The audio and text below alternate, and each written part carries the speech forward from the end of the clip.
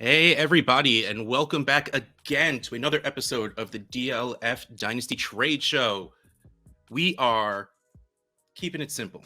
We're taking it easy. We're not doing anything fancy. We don't have any fancy hoo-ha little, theme. We're just 3 players to trade for. Nice and easy. You don't want to know why? This is what happens when you let Addison come up with ideas. Hey, Addison, I did the past 2 shows. You do this one. Let's do players to trade for. Good for you, Addison. That's what you get from a senior contributor over at DLF. Listen, I understand what the people want. They want to hear 3 players that you could buy for right now. So I'm going to give it to them. The first player that we have many times said that we are big fans of, we have many times said he should be on your trade for list, and many times have said, I'm out of things. Like, we just like this guy a lot. I mean, we both have feelings about Saquon Barkley. It's true. Saquon, yes. Baby. Yes. Oh, I mean, give us one of these right now. Yeah, I didn't even do this on purpose. Like, I threw the shirt on, and then you were like, Saquon Barkley. And I was like, bet. I already have the shirt. I got the picture. Yep. You want me to go get a Penn State hat? We can just complete the bias. No, you need it. I don't think we've done a show without you wearing that DLF hat. I don't think I could handle us doing a show without you wearing that DLF hat. Saquon Barkley, 25 years old, still younger than most of the people he was drafted with. Saquon Barkley, still crazy talented. Saquon Barkley on what is going to be probably the best offense he's been on in his career. Just based on the coaching staff. I mean, he has not had great help when it comes to a creative offense.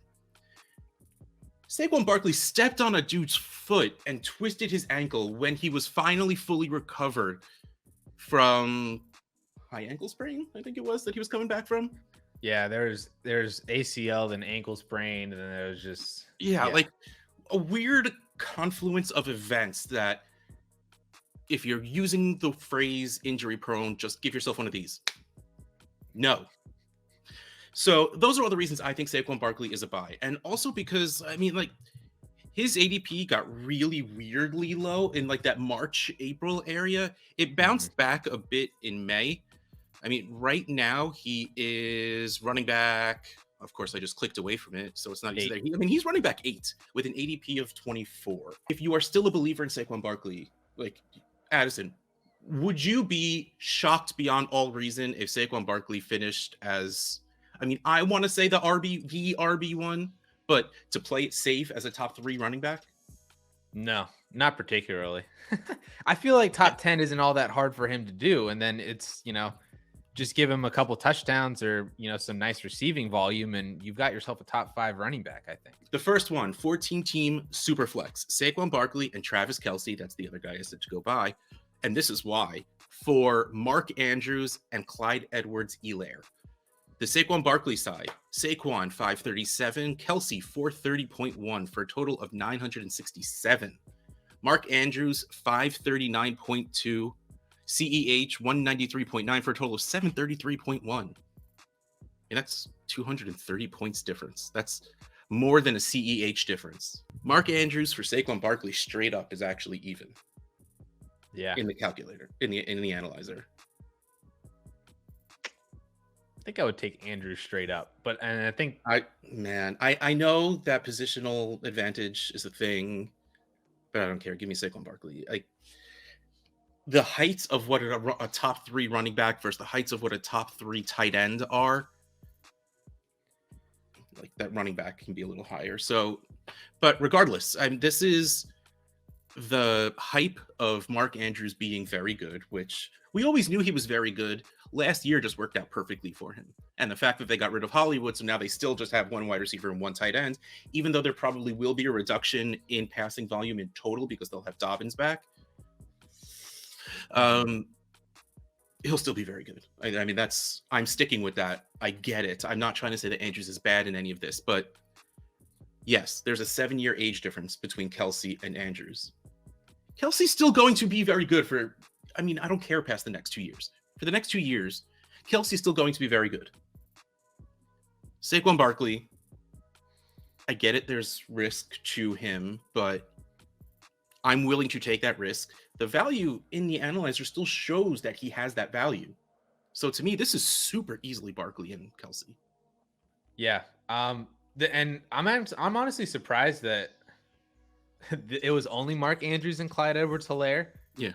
Like this other person must have been like super down on both Saquon and Travis Kelce and really only saw eyes for Andrews, because I don't like the stink around CEH right now is not fantastic. It's And rough, I'm gonna have some CEH propaganda coming out on the channel here pretty soon, but not in this capacity. To where like I would easily take, you know, the Saquon Barkley and Travis Kelce package. A lot of Saquon Barkley right now reminds me of a lot of the things that I loved about Joe Mixon heading into last year. Was that Mixon every single year was this guy who just never really performed up to our expectations. Then, you know, in 2020, he got hurt because he only played like 5 or 6 games, so missed then the rest of the season. 2021, though, he came in and Giovanni Bernard is gone. So they only really have Samaje Perine and a couple like 2020 rookies and Chris Evans from last year as well. And that was really the entire backfield. And so I just projected that Joe Mixon was going to get a lot of the workload out of almost pure necessity because they don't really have anybody else. And as long as he stays healthy, he's going to be pretty good. And, you know, a whole season later, he's a top 5 fantasy running back. And that's kind of what I see from Saquon Barkley. Again, like what I did with Mixon, was we just need him to stay healthy because, you know, Devontae Booker's gone. I know a lot of people say that, you know, Devontae Booker was better than Saquon Barkley with the same volume last year. Well, if that's true or if that's not true, that's not a problem anymore. Devontae Booker's gone. So it's Saquon Barkley and it's Matt Breida. That's like the entire Giants backfield right now. Hey, what's that guy's name? Gary Brightwell? Yeah, think of the guy they drafted 2 years ago or something? Yeah, it's Saquon Barkley. This dude's gonna have over 300 touches, and there's also been a lot of, you know, reports even from Giants camp and from Saquon as well, saying that he's going to be more involved in the receiving game, which was a big aspect of why he was so good for fantasy in his rookie season with Eli Manning, and we haven't really seen that receiving volume since. So just everything about Saquon this year, as long as he can stay healthy, I really love the opportunity that you're getting with him at a cost that he's never actually been cheaper almost ever in his career in Dynasty. Like, he came into the league as a first round asset. Yeah. And now he's 3rd, 4th round. Like, this is a fantastic time to buy right before, you know, we could see a major bounce back season. The next trade is 12-team 1 quarterback, where Saquon is traded for Deontay Johnson, the 208 and 22, and Rondale Moore. In this format, Saquon is worth 560.9, Deontay Johnson 549.6, the pick 103.6, and poor old Rondale 85.8. Saquon is 560.9, Deontay is 549.6. I mean, before you were willing to take Andrews over Saquon or Deontay Johnson? I'm taking Saquon Barkley in this one because I am kind of concerned about Deontay. Team situation or last year in Pittsburgh situation?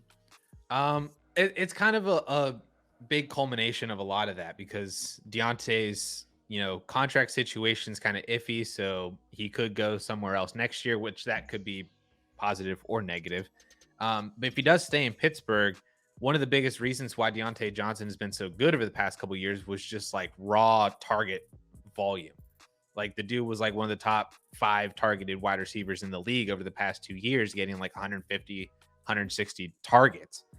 And he wasn't all that like super efficient on them. He was just like an elevated version of Jarvis Landry on the Dolphins. That's basically where we were at.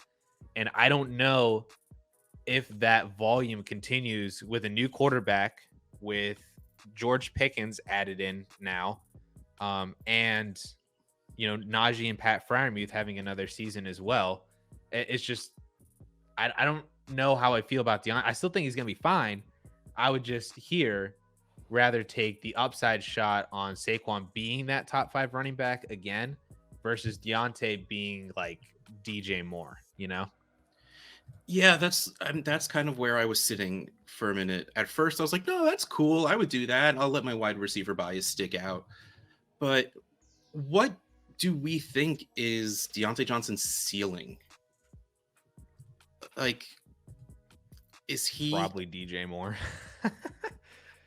Right? I mean, hold on. Let me pull up points per game and look up Deontay. Deontay Johnson was wide receiver 7 at points per game last season in Trade Addicts leagues, which is pretty much base PPR with a little bit of return yardage, but I don't think Deontay Johnson returns yards anyway. But wide receiver 7, 17.487 points per game. I think we're at the point where we're paying the price for Deontay Johnson. So if he doesn't produce like this again, you're going to feel like you lost, I think. Though I think that's not the right phrasing, but I think it's the right sentiment. So, yeah, I think I'm sticking with Saquon Barkley because the pick in Rondale Moore, I don't think matter much at this point. Like, I want Rondale Moore to be a thing. There's no reason he shouldn't. He is very talented. It's just I don't know if he'll work in that system and blah, blah, blah. That's not what really this is about. Ugh. I'm going to say Saquon Barkley, but again, this is one I understand. I sort of. If you... it's like I'm trying to convince myself something, and I don't know what I'm trying to convince myself either. That's the problem. So I'm going to stick with Saquon, but I wouldn't, like, shrug my shoulders at this if I saw it go through. I'd just be like, all right, cool. Our next player, Courtland Sutton. Oh, here we go. Now he's being traded for someone else I put on the buy list. See, you're so good at this. Yep. 12 team, 1 quarterback. Courtland Sutton and the 22-110 for Zeke Elliott and the 22-111. All right. So Courtland Sutton, 269.3, the 110, 242.4. Total of 511.7. Zeke Elliott, 306.9. Nice. That's actually a pretty good total for him. The 111, 222.6. Total of 529.5. Completely, absolutely fair trade in the analyzer. Which side are you taking? I will take the Courtland Sutton side as he is my buy player for today's episode. And I'll take Courtland Sutton over Zeke, and I'll pick one spot ahead of the other guy. So I'm feeling pretty good about that one. Well, just because he's on your buy doesn't mean the guy on the other side isn't also worth buying as well, or value-wise, maybe you don't agree. So don't scoff at me like that when I ask you a question. Show some respect. Zeke, it's your buy. Are you taking Zeke? Yeah. Okay. So here's my thing. I love Courtland Sutton. I've been a fan of Courtland Sutton since I saw him play in the NFL. You know, coming in, he was that raw X-receiver guy, which honestly is my jam in the first place. But he showed that he was still... He showed he was ready to produce in the NFL right away. Mm-hmm. Injuries have kind of sucked. That offense for a while kind of sucked. But he's at a point where, especially with Russell Wilson there, that it's go time. It's now or never. The reason actually, no, because here's the thing. The reason that this is super tough, how high can Courtland Sutton's value go? Let's say Courtland Sutton finishes as wide receiver. Let's shoot for the stars, like wide receiver 8. He finishes as a top 10 wide receiver. He will next year be 27 years old. How much higher than was what his ADP is 66, so that can probably go up decently. But how high is a 27-year-old wide receiver who comes off 1 year of good production really going to go up? You know, he is currently in May's ADP wide receiver 34. I mean, is he going to jump up to wide receiver 19 around that Michael Pittman area? Like, can he do that at his age? You think so? Amari Cooper right now is 27 years old. He's wide receiver 23. He's about to be 28. Had continuous seasons of showing good production. But it's been like solid production, you know? Like if you said that, like if you told me that Courtland Sutton was a wide receiver 1 next year, I don't see any way that he's not a top 20 wide receiver, even at the fact that he is 27. And to me, honestly, the biggest, like, I think disrespect to Courtland Sutton, I mean, I guess that it's probably because there's a 3-year age difference, but he's being drafted like a round and a half behind Jerry Jeudy. And I'm not even sure that Jerry Jeudy's the better wide receiver or is going to be the better player with Russell Wilson. I guess it's really just the age just kind of propping him up. Probably, yeah. But, you know, if you told me that Courtland Sutton and I think Jerry Jeudy, I think they could have some sort of like an Adam Thielen, Justin Jefferson thing, you know, or DK Tyler Lockett with Russell Wilson. Yeah. I think that would shoot both their values up, but the winner out of that would be Courtland Sutton gaining the most value because he's the least valued right now, wide receiver 34. All right, that is very fair. Because the thing is, Zeke's value is never going to go up. Zeke can be the RB1. It doesn't matter because he's going to be a 27-year-old running back. And we're going into 2023, where we're going to get at least three very good. At least. He was a top 10 running back last year, and his value fell like 3 rounds. So it wasn't pretty. Exactly. But the thing is, I think, let's say Courtland Sutton does give you that wide receiver 8 numbers, and Zeke, who, again, I'm going to fully believe that he looked like he played the entire season with an injury. That's how slow he looked. I believe he's still better than that. I think this season you get more points out of Zeke Elliott than you do Courtland Sutton. And if that's assuming let's pretend this is a trade between us. Assuming we earned those 2 picks, the 110, the 111, we're competing. So I would absolutely be okay taking Zeke Elliott and moving back a pick to give me what I think is a better chance at winning this season. And yes, there is it's a small chance, right, that Courtland Sutton finishes as a top 10 wide receiver. I would love it, don't get me wrong, but I don't think it's in the super likely category. That I think there's a good chance that if Zeke's value falls a little bit because he's older, but he does well, and Sutton has a decent season and it goes up a little bit, they might still be meeting. Right. Does that make sense? Yeah. I just think that, let me put it to you this way. If they both score the same, they both score 250 fantasy points, which was basically what Zeke did last year. Zeke was the RB 7 or 8 with 250 fantasy points. At wide receiver, that would have equated to the wide receiver 12, right? So we have Zeke finishing as a top 7 or 8 guy. We have Courtland Sutton barely finishing as a wide receiver 1. They both score the same amount of points. What happens to both of their values? Well, Sutton's going to go up and Zeke's going to either stay or go down. Yeah. To where I want the guy that's going up rather than the guy who's possibly at best staying. Yeah. So but it's so weird. I've gotten really heavy into valuing points out of nowhere. Like, I used to be all about the actual hypothetical value, but now someone broke my brain and I don't appreciate it. I think if it gives me the shot at winning, I drop that 1 spot and give up Sutton, even though it'll hurt my team's dynasty value at the end of the season. Because honestly, the picks to me don't make a difference. 10 and 11 to me is the exact same thing. Well, to me, I would much rather have Jahan Dotson than George Pickens, which I think would probably be my pick at 110, and I bet you 111 would probably go Pickens. So there's also that slight little difference. Probably still be sitting there. To me, it's the same level of player. I mean, yeah, I'm fine with that. Yeah. But also, I've also seen Dotson fall to like the 2-1, 2-2 area. So I think, again, assuming if it's you and I doing this trade, you're going to be taking Dotson ahead of me. I'm taking Dotson at the 110. Yeah. So wait, hold on. Just do this again. Yep. Jahan Dotson at the 110, and we're good. All right, move on. Next trade. Oh, this is okay. All right. I see you. J.K. Dobbins and Courtland Sutton for a 23 first, 23 second, and Rondale Moore. Okay, let's talk. J.K. Dobbins 521.9, respect. Courtland Sutton 269.3, total of 791.3. 23 first, 384.2. Again, this is just a random in the analyzer. We don't set it to early, medium, early, middle, late, just because everything is random right now. 23 second, 134.3. Rondale Moore 85.8. Total of 604.3. Let's break it down. This is pretty straightforward. Would you trade J.K. Dobbins for a 23 first? And so this is a 1 quarterback league. So yeah, I would do that because you need that that pick, and 1 quarterback needs to be top 5 for it to, really pan out. I said it the other way around. So you would trade a first to go get Dobbins?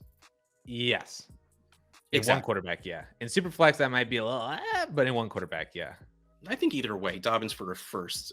It feels like the Dobbins side, even if it does skew towards the early pick is probably worth more. Right. But man, if you listen to the DLF flagship podcast, they are just poisoning minds with positivity about J.K. Dobbins. Like, they are just all in. Like, there was an episode not this one that just happened the week before, where Dan and Matt did what they think the first round of ADP is going to be for 2023, and they both had J.K. Dobbins in the first round. Yeah. Like, he's going to get volume, so. That's what's being put into my ear holes and being soaked in. So that's what's getting worked in. But Dobbins for a first makes sense. And a one quarterback, I'm going to take Dobbins. Because if it's not like the 101, 2, and maybe 3, it's Dobbins pretty easily for me because I love Dobbins. Mm-hmm. Courtland Sutton for a second and Rondale Moore. Because Sutton is worth more than a second, especially in one quarterback. So add a little bit more. To me, that's Sutton. So to me, this is super easily the Dobbins and Sutton side. Yeah. If you really wanted to go after J.K. Dobbins, I would send a first, second, and Rondale Moore for J.K. Dobbins. I was about and then you get a free Courtland Sutton. Yes, I completely agree. In one quarterback, I would easily send this just for J.K. Dobbins. Yeah. Don't get me wrong. Try to get something else because clearly it works sometimes. And it's not really that. Yeah, it is that far apart in the end. It is pretty much. It's 190 points. That's a lot. I mean, that is more than just the 23 second. Yeah. This is the players pretty easily for me. Yeah, that is why you need to go buy Courtland Sutton. And J.K. Dobbins, I guess. Yep. Last player, Travis Etienne. I just love that his name is like phonetic. You know, that's it's honestly, it's gotten to the point now where my iPhone autocorrects me Etienne. Whenever I'm anything close to Etienne, that it just goes capital E, capital T, capital N. The 3 letters. Yeah. Yep. And it's also the only way Peter Howard can read his name correctly. Etienne. With those 3 letters. You spell it out, he'll have no idea what to say, but he'll see those 3 letters and get it every time. Why don't you? This was yours. I mean, why don't you let me know why you think Travis Etienne is someone you should be going for right now? Oh, so we've been spreading some Travis Etienne love on this YouTube channel. First, it was Justin Wright posted a video on why Travis Etienne is going to break out in 2022. Then I kind of followed up with that in a video not too long ago where I was talking about who is the Dynasty RB2, and I gave my dark horse pick for who I think could get there at this time next year, which would be Travis Etienne. Because I think that at his age and the workload that I am kind of projecting for him, which is very similar to DeAndre Swift, and for his talent, I think that we could see him, quite easily vault over a lot of those veterans who are just kind of maintaining value because they produce, like Cook and Derrick Henry and Kamara, even maybe probably Eckler as well, just because he's like 27, 28 or whatever. So he could easily vault over all of those guys, like what we've just kind of done with Breece Hall and Javonte Williams and all of them as well. So I don't really think it's all that difficult for Travis Etienne to gain a large amount of value from now until this time next year, basically, just as long as he kind of produces what I think he will produce, which is going to be probably RB1 numbers with 150 to 200 rush attempts and another 70, 80 targets. Like I don't think that's all that difficult. And he should be pretty good. So I'm all in. I really like Travis Etienne. I am not scared of the player himself. I'm scared of players with broken feet. That would be an issue. That's the only thing because not long term. I just mean this year. Usually it takes a full year after recovery to really get that footing back. And I've only ever really seen it in wide receivers, so it's not really the same, but like I can't remember when was the last time a running back broke their foot. I mean, even wide receivers, I'm going back to like Dez Bryant and Julio Jones, both of which had bad years after coming off their foot surgeries. And then Julio became Julio. So, I mean, it's like not like they can't be good afterwards, but it's a slow move coming back, especially with someone who is going to be catching and running as much as we hope Etienne does. Like, I'm not worried he's going to re-injure. I'm just worried he's not going to produce as well as we want him to, in which case I might be buying him after this season. Okay, so let's talk about these trades. Travis Etienne, 10-team super flex, Lamar Jackson and Travis Etienne for Justin Herbert, Josh Jacobs, and a 23 second. Lamar Jackson, 832.6, Etienne, 274.8, a total of 1107.5. Justin Herbert, 896.3, Josh Jacobs, 170.5, 23 seconds, 134.3, total 1201.1. Caution, Team B is giving up the highest value asset and the most pieces in the deal. But this is close enough that I don't think that's that big of a deal. Do you have Lamar and Herbert in the same tier of quarterbacks? Yes. I'd actually have Lamar ahead. All right. I have them in the same tier, but I have Herbert ahead. So in which case, let's just cross those off. Okay. These in the same tier. They're the same player. Exactly. So if you don't, whoever's watching, listening, then clearly you'll have to factor this in when you're evaluating this trade. But both of us, we see them close enough. ETN for Jacobs and a second. I mean, I'll take Jacobs in the second for over ETN, I think. Dang it, Russ. So this was my trade. I actually made this trade with Brian Haar. Oh, that's right. He was talking to us about this. And he loves Herbert. So I know he does. He's been asking me for Herbert for 2 years. That's what he said. He actually has said the word years. And it's funny because we said the exact same thing. I didn't know there was a second involved when he was talking about the trade. And we were just like, they're the same position, same tier kind of stuff. He's like, but I have Herbert in a tier above. Like, oh, then take Herbert if that's the way you feel. Otherwise, whatever makes you happy. So whatever makes you happy in this is kind of the way it goes, especially if you're crossing off those quarterbacks. But it's so funny that I can't recognize something that we spent like 30 minutes talking about yesterday. Okay, yeah, but also you have those high dreams for Etienne, and you like Lamar over Herbert, so it's perfect for you. Yeah, perfect. That's where I mean that's what makes a perfect trade, right? Is we both feel like we won. The perfect trade is either where both players feel like they won or both players feel like they lost. When everyone feels like you made a terrible mistake, it's the best trade ever. Those are the only two possibilities for the best deals. Yes, for both sides. Yeah, no, I love it because I see Lamar Jackson and Justin Herbert as basically equal. I would take Lamar Jackson over Herbert if I had to choose between one, but they're both, so similar that I didn't really have a problem. This trade actually started out with, I offered him Jacobs and the second for Etienne. Then he came back to me yesterday morning and said, add Jackson and Herbert. And I was just like, whatever, sure. Like I would actually take Jackson, but like, that's not really changing the trade to me. So I'll take Lamar and I'll take Travis Etienne. So yeah, I really like this overall just because Josh Jacobs, I don't really know what's going on with his future. And I feel like he is on that track to be the, no matter what I do, I'm never gaining value kind of player. If he's already young, not at that point. Yeah, it's going to be a weird situation for him after even this season might be weird, but definitely after this season, it's going to be interesting for him. So right. It's a smart move for you to get it's weird to say only a year younger at running back, even though Jacobs has been in the league for 6 years already. Yeah. But you're also going to a player you think is the higher upside. Right. Yeah. If Travis Etienne is what I think he is. Oh, then you'll crush this trade. Yeah. Oh yeah. I'm winning this trade for sure. And I'm feeling pretty good about it. I don't want Brian to ever feel bad, but sorry, buddy. You might. The next trade is 12-team, 1 quarterback. Travis Etienne, a 23 first, Amon-Ra St. Brown, 4 DeAndre Swift and Jarvis Landry. I already know what side I'm picking on this one. Etienne, 403.8, 23 first, 384.2, Amon-Ra, 255.6, total of 1,043.7.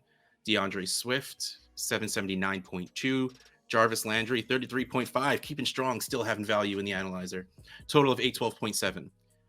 Swift was on my list of players to sell. I would sell him for this.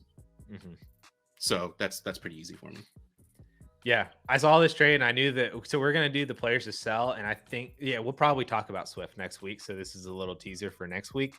Because overall, I do kind of agree if you can get this type of value. Like I would love trading DeAndre Swift and tier him down, pick up a 2023 first and a wide receiver that you feel pretty good about throwing into your starting lineup every single week. Like I'm, all for the Etienne package trade and moving off of DeAndre Swift. Even though, I have DeAndre Swift. Where am I? Right there. The mirror is always tough. Yeah. Yep, I have him right there. But at the end of the day, it comes down to value, and the value is entirely on the Travis Etienne side, especially if like I've said this If like Etienne is probably what you want 5 it to times be. now. If Etienne is what I want him to be, which is kind of like DeAndre Swift, then they might just cancel out in a year's time. In which case, you got a 23 first and Amon-Ra St. Brown. So, would you trade Swift for Etienne and the first without St. Brown? Because that's actually equal in the analyzer. Equal enough. Probably, yes. So hey, free Amon-Ra. Well, you gave up Jarvis Landry for him. Yeah, essentially free Amon-Ra St. Brown. Yeah. I feel like if I had Swift, I would want more than Etienne at first. Like I feel like the consensus value would tell me that I could get more. Maybe that's not true. I don't think so. Like I have okay, the problem is I have one copy of Swift that I'm trying to get rid of, but it's also in a best ball dynasty league, so it's tough to trade studs in best ball leagues. Mm-hmm. But I can't move him for the life of me because I think everyone is more or less, unless you're a Swift person, you think he's at his ceiling already, and that makes it very hard to move him. Would you trade Najee for Etienne the first, or Javonte? Javonte, no. I feel like I could definitely get more for Javonte. Najee depends on the situation, but yeah, kind of. Maybe not in one quarterback, but yeah, the value's kind of there for me. Yeah, because all three of those players are like right there in that little grouping. Would you trade area? Yeah, you would trade Breece Hall for Etienne at first, right? Oh yeah, that I would do. Okay. Yeah, so just Swift, Najee, Javonte are in that like grouping of RB2 to 4. That any one of them could be RB2. So yeah, I just wanted to make sure on that one because go buy Travis Etienne. All right, so new segment. We are pushing away from the horrible trades because there's only so many times we can use the phrase "not like this" that it's gotten a little old. And man, did you actually remember whose suggestion this was? Because I feel like we should give a shout out for it. Adam. That's his name's Adam. There's no. Well, thank you, Adam. This was an idea given to us in the comments of one of these videos, and we liked it, especially because we get to talk about me. So his suggestion was, let's talk about some trades I have in my inbox at the moment. This one is one I've been going back and forth with a lot. Technically, I rejected this yesterday, but we are mid-talk, so there's probably going to be a counter coming, or I might just chicken out and not do it at all. This is in a Trade Addicts league. It is Trade Addicts 8, so it is 12-team Superflex. PPR, tight end premium, 1.75 tight end premium, that's very important. And 0.05 points for return yardage, that is not very important. Jalen Hurts, Keenan Allen, and Albert Okwuegbunam for Kyle Pitts, David Bell, Isaiah Spiller, and a 24 fourth. See, this is why that warning doesn't always matter. Caution, Team B is giving up the highest value asset and the most pieces. Yes, but that 24 fourth is worth 10. Isaiah Spiller, 36. David Bell, 41. That David Bell hurts my feelings, though. Just putting it out there. So this is a trade with someone who is in the engine, maybe not driving the train, but he is sitting in the engine of the Kyle Pitts bandwagon, of the hype train, whatever you want to say. So this is someone trying to obtain Kyle Pitts from me. I think you can say his name. I mean, he's on this channel. Yeah, I don't like calling people out, but this is with me and Matt Price. I did it anyway, especially because we both write the trading posts articles anyway. So he is offering me Jalen Hurts, Keenan Allen, and Albert O for Pitts and a couple of things. The question is, do you want to give a fair trade in giving away Kyle Pitts, the ultimate positional advantage? No. I did think, though, when you showed me this trade that I was like, ooh, that does seem like it's a lot. Like, that is already like a good starting haul just for Kyle Pitts. Now I'm with you. I really, really like David Bell. And I really like Isaiah Spiller as well. I think my problem here is Keenan Allen.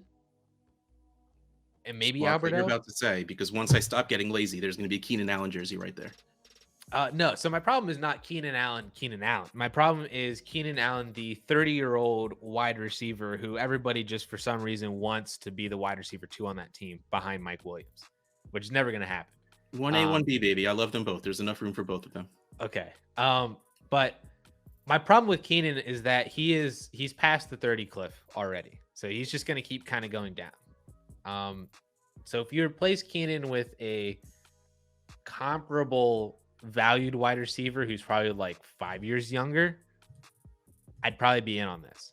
Do you know, are you pulling up Matt's roster to try to see who else is on his team? I'm going to formulate a trade for you right now. That's what I'm hoping for. All right, my original offer was, instead of Albert O, I asked for Leonard Fournette because I'm making the push this year, even though my team is not the best that it can be. I also have Travis Kelce, by the way. Oh, wow. Okay. But to me, I don't care what my team has. That doesn't put a value on the players I'm trading away. Right. See, the problem is, I mean, the only other wide receiver he has of actual value, sorry, Jarvis Landry, we saw what your value is Deontay Johnson. And that's not a swap. Like, that's a big difference. And honestly, I don't know if I care. The only reason I would get Deontay Johnson, it would be then to flip him to Rocky, who was also in this league, my Trade Addicts co-host, who was a huge Deontay Johnson fan. Oh, man. See, like, to me, it's not even a problem with the value of Pitts. It's the problem of what I think I need to get over the value of Pitts. Because he's clearly, even the analyzer says, the most valuable piece in this deal. But when will he not be the tight end